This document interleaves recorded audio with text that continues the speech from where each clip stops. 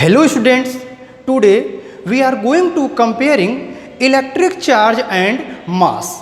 तो जैसा कि हम लोगों ने इसके पहले इलेक्ट्रिक चार्ज के बारे में स्टडी किया एंड प्रॉपर्टीज ऑफ चार्ज के बारे में जाना एंड क्लास 11th में हम लोगों ने अबाउट मास के बारे में भी स्टडी किए हैं। लोअर क्लास में भी मास के बारे में स्टडी किया जा चुका है। तो आज हम लोग यहाँ पर कंपेयर करने वाले हैं इलेक्ट्रिक चार्ज और मास को। तो हम ये जानने वाले हैं what is the similarities and dissimilarities between electric charge and mass. तो स्टार्ट करते हैं। Number 1, it may be positive और negative. As we know that electric charge जो होती है उसकी पोलरिटी क्या होते हैं, पॉजिटिव भी हो सकते हैं एंड निगेटिव भी हो सकते हैं। मीन्स जो इलेक्ट्रिक चार्ज होते हैं वो पॉजिटिव भी हो सकते हैं एंड निगेटिव भी हो सकते हैं। As we know that charge on proton, जो चार्ज प्रोटॉन पर होता है वो कैसा होता है, पॉजिटिव होता है एंड चार्ज ऑन इलेक्ट्रॉन वो क्या होता है, निगेटिव होता है। दोनों पे जो मैग्नीट्यूड होते हैं, चार्ज के मैग्नीट्यूड होते हैं वो सेम होते हैं 1.6 × 10⁻⁻19 coulomb. And mass it is always positive. Mass क्या होता है, तो मास ऑलवेज पॉजिटिव क्वांटिटी होता है, never negative. Number 2, charge is quantised. As we know that from the principle of quantization of charge, charge क्या है, क्वांटाइज्ड है। चार्ज क्या है, क्वांटाइज्ड है। Means charge on a body is always integral multiple of basic unit of charge. तो basic unit of charge क्या होते हैं, चार्ज ऑन इलेक्ट्रॉन और प्रोटॉन। चार्ज इलेक्ट्रॉन या प्रोटॉन पे जो होते हैं उसी को बेसिक यूनिट ऑफ चार्ज कहते हैं। एंड तो प्रिंसिपल ऑफ चार्ज जो कहता है, principle of quantization of charge, charge कैसी है, क्वांटाइज्ड होती हैं। But it is not consider to be quantized. Mass क्या होता है, क्वांटाइज्ड नहीं होता है। वो क्या होता है, ये हमारे पास एक मास जो मैटर है, किसी भी मैटर का जो अमाउंट ऑफ सब्सटेंस होते हैं सिंपली मास कहते हैं, वो क्वांटाइज नहीं होते हैं। Number 3, it is always conserve. तो जैसा हम जानते हैं इलेक्ट्रिक चार्ज क्या होता है, कंजर्व क्वांटिटी होती है। क्या होता है, कंजर्व होता है। फ्रॉम द प्रिंसिपल ऑफ, या कह सकते हैं principle of conservation of electric charge, charge can neither be created nor be destroyed, it can only be transferred from one body to another body and the net charge of an isolated system is always constant। तो ये हमारे पास क्या है, ये क्या conserve quantity है। It is not conserve and ये change होगा, चार्ज नहीं चेंज होगा। Change according to the relations is equal to mc²। Means क्या है, जो हमारे पास मास होती है एक कंजर्व क्वांटिटी नहीं है।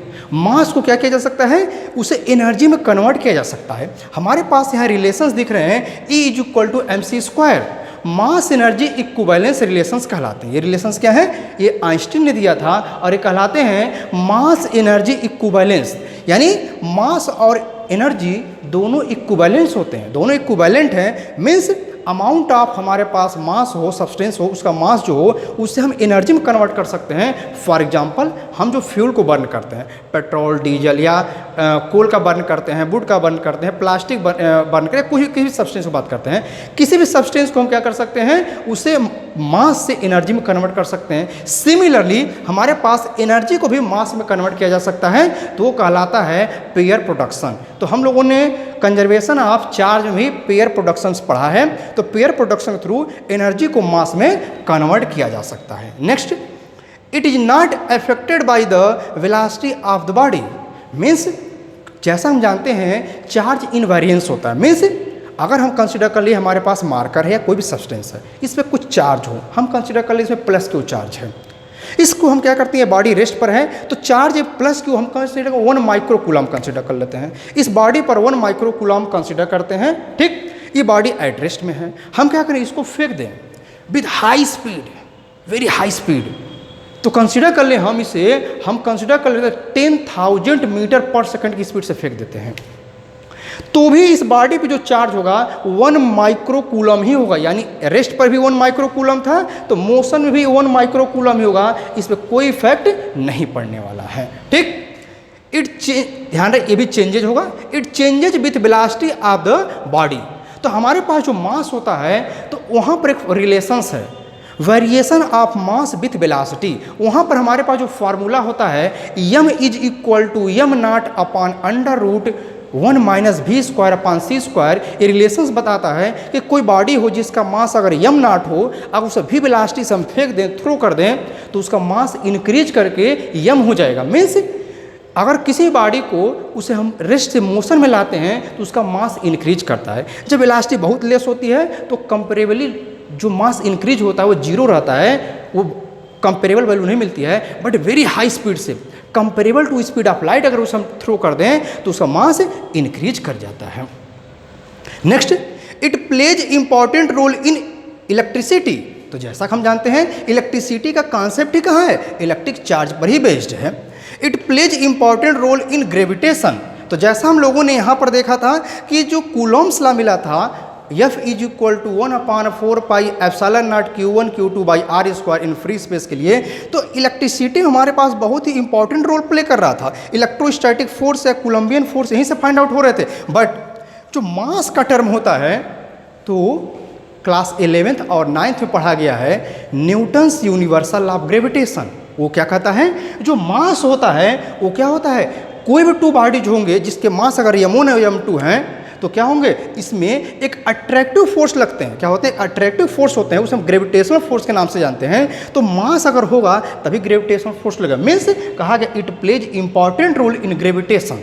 अगर मास नहीं होगी तो कोई ग्रेविटेशनल फोर्स नहीं मिलेगा। Next, it is a derived physical quantity. तो जैसा हम जानते हैं electric charge Q is equal to IT, means electric current and time, यानी क्या डिराइव्ड क्वांटिटी है। But it is a fundamental physical quantity. और हम जानते हैं मास कैसी क्वांटिटी है, तो मास एक फंडामेंटल क्वांटिटी होती है। Next, charge may not exist without mass. तो हम जानते हैं कोई बॉडी अगर होगा तभी तो चार्ज एग्जिस्ट करेगा। अरे चार्ज होता कहाँ पर है, तो चार्ज ऑन प्रोटॉन और चार्ज ऑन इलेक्ट्रॉन। तो इलेक्ट्रॉन का भी तो मास होता है 9.1 इंटू 10⁻³ kg, और प्रोटॉन का भी होता है 1.666 इंटू 10⁻27 kg। तो मास होगा तभी चार्ज एग्जिस्ट करेगा। It can exist without charge. और जैसा हम जानते हैं चार्ज ऑन न्यूट्रॉन, तो न्यूट्रॉन का भी तो मास क्या होता है 1.66 इंटू 10⁻27 kg, वो तो न्यूट्रल है। तो वहाँ भी मास यानी वहाँ पर चार्ज नहीं है बट मास एग्जिस्ट करता है। मीन्स मास इंडिपेंडेंट हो सकता है। ठीक, अब यहाँ पर जैसा देख रहे हैं हम लोग, यहाँ पर एक चीज़ और देख सकते हैं ग्रेविटेशन वाले में, जो ग्रेविटेशनल फोर्स होते हैं और यहाँ पर इलेक्ट्रिक जो हमारे पास रिलेशंस होते हैं। तो जैसा हम जानते हैं fundamental law of electrostatic, from the fundamental law of electrostatic, जो चार्जेज होते हैं like charges repel and unlike charges attract to each other. Means यहाँ पर क्या होता है, ये हमारे पास जो इलेक्ट्रिक चार्ज के जो नेचर्स होते हैं वो अट्रैक्टिव और रिपल्सिव भी हो सकते हैं। बट ग्रेविटेशनल जो होते हैं हमारे पास फोर्स मिलते हैं, जैसे यहाँ पर ग्रेविटेशन का टर्म आया था, और ग्रेविटेशन के जो टर्म आते हैं वो मास से रिलेटेड होते हैं, और gravitational force always attractive nature के होते हैं। ठीक, तो ये रहा comparison between electric charges and mass. Students, I hope this video is very useful for you. Please subscribe my YouTube channel, like video, share and also comments about the video. Thank you.